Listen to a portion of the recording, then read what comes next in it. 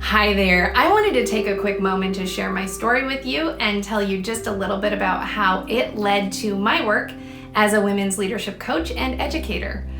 So what you need to know about me is that I was a very hungry, sharp, mature professional at a young age.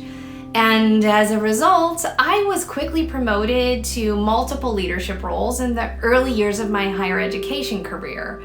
So I had no real professional leadership training when I took on these roles, but I was making changes and impressing my boss every step of the way. Since I continued to get promoted, I thought I was a natural leader.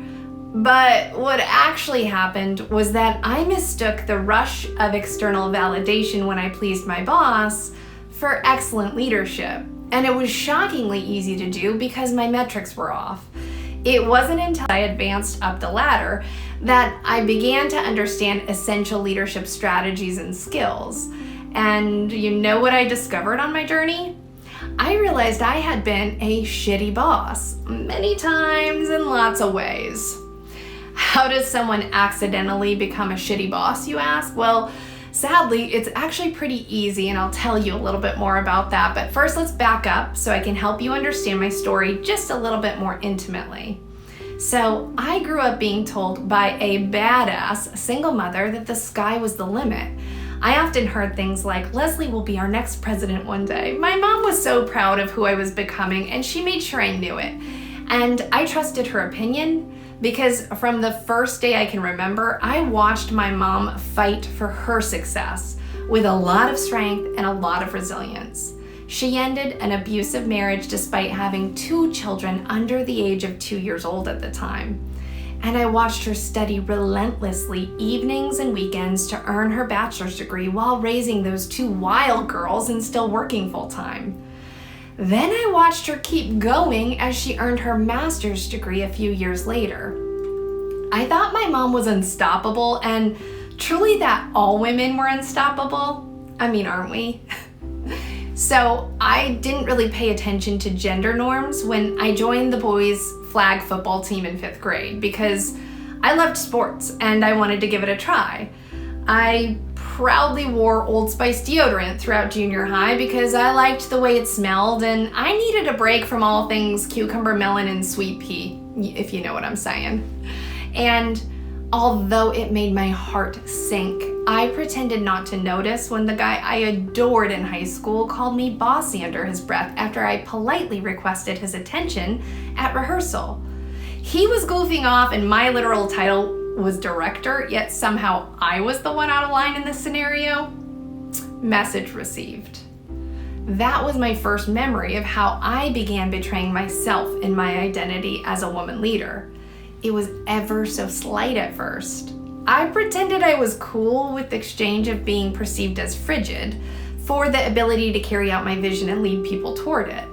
And looking back, I think I did this because I always had a way of being able to see the bigger picture. It was natural for me to put all of the individual pieces of a puzzle together into one complete image.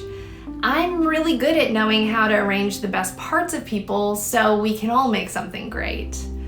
Although I didn't understand it to be leadership at the time, I knew I wanted to do that. I knew that it felt really good when I was in the zone. So accepting the bossy label seemed like it was a rather small, low-risk exchange at the time.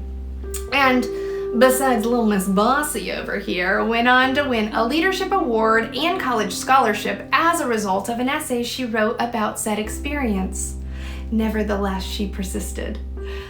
Spoiler alert, despite my poker face, I wasn't actually cool enough to not care what people thought of me, and in fact, I cared a lot. The real truth is deep down, and no matter how much I practiced the fake it till you make it mindset, I always wanted to make people happy. Ultimately, I never stopped wanting people to like me. So I had 2 very real competing narratives in my head. I desperately longed to be liked, while I also forced myself to act cool about being perceived as a bitch. And here's where the shitty boss part comes in. So despite my outward success, I struggled more than I realized inwardly in the early days of my professional career. At the time, I didn't have the language, but I now know that I had been struggling with imposter syndrome. And I didn't know the first place to look for professional guidance and mentoring.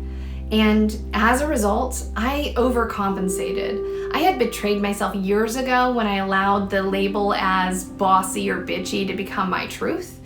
I subconsciously believed that the people I managed inherently didn't like me. And now you know that was really important to me. So I let my imposter syndrome speak for me sometimes. It showed up in the way I ran my meetings. It showed up in my presentations and pitches. It showed up in the decisions I made as well as the ones I failed to make. It showed up in how I supervised people, and my imposter syndrome definitely showed up in my work-life balance. Sound familiar? I have some pretty embarrassing stories, let me tell you. But those stories became the foundation of my curiosity and the reason I began studying women's leadership.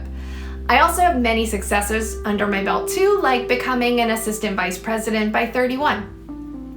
When I began to progress in my career and my education, I began to understand how social conditioning and gender norms really still do matter in the workplace.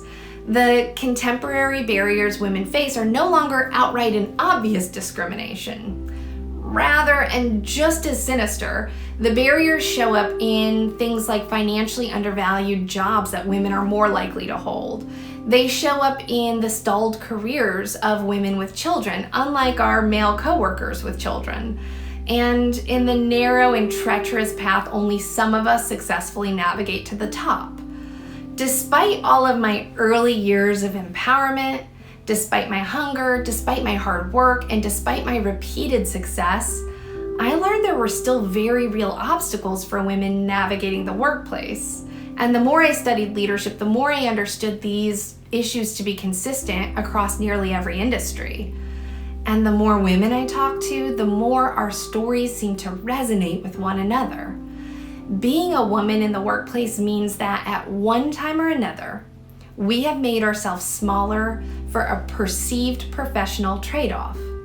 We have worried about being warm enough to be liked, yet competent enough to be trusted at the same time. We have padded our directives with extra pretty pleases, sorries, justs, and maybes. We have withheld feedback out of fear that someone won't be able to regulate their own emotions and blame us for being bitches. You know, that fine line between bossy and director. While that might have been the first time I remember it, it definitely wasn't the last time I was made to feel small for simply doing my job. I've dedicated my career to women's leadership development because I believe women shouldn't be guessing how to navigate their leadership abilities on top of other very real challenges like the broken rung. Check out my last podcast to hear all about that one. It's only 10 minutes long. I've taken what I've learned in my educational endeavors and my years of experience as a seasoned leader, and I provide research-based strategies for women to learn and practice the important skills they need to transform their success. If you think that people don't really need to learn how to be leaders, they just figure it out as they go along, well, that could be true. But it's also true that it takes a lot longer to get where we're going without the tools that can make it a lot easier. And it's also true that we tend to make more mistakes when we don't invest in learning about things that we don't know. So I really believe that when our jobs require that we lead, we must invest in our own development. We must accept the challenge if we accept the job. If you're interested in working with me, head over to my website, leadwithdrleslie.com, to learn more.